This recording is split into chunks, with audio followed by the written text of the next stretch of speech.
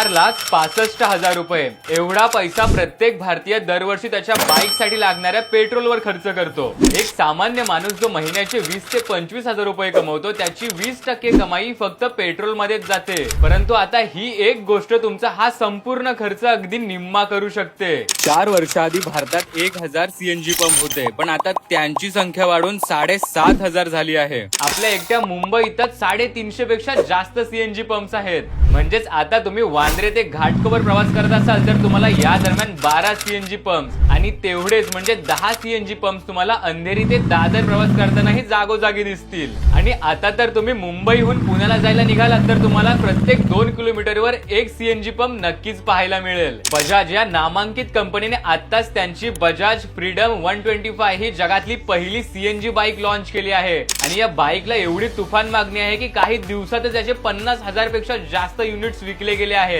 जर तुमचा महिन्याला बाईकच्या पेट्रोलवर 4,000 रुपये खर्च होत असेल तर सीएनजी बाईकवर हा खर्च फक्त 2,000 रुपये इतकाच होतो। आहे ना कमालीची गोष्ट। या बजाज फ्रीडम मध्ये 125 सीसी चे दमदार इंजिन आहे। यात तुम्हाला डिजिटल डिस्प्ले, कम्फर्टेबल सीट आणि एलईडी लाईट्स चे उत्तम फीचर्स मिळतात। 2 किलो सीएनजी आणि 2 लिटर पेट्रोल मध्ये ही गाडी 300 किलोमीटर पेक्षा जास्त धावू शकते। आहे की नाही फायद्याची गोष्ट। संपूर्ण महाराष्ट्रभर आता सीएनजी पंप्स आहेत आणि जगातली पहिली सीएनजी बाईक सुद्धा आपल्या भारतातच तयार झाली आहे। त्यामुळे आता काळजी करणं थांबवा, कारण बजाज फ्रीडम मुळे पैसा आणि पर्यावरण दोन्ही वाचणार आहेत।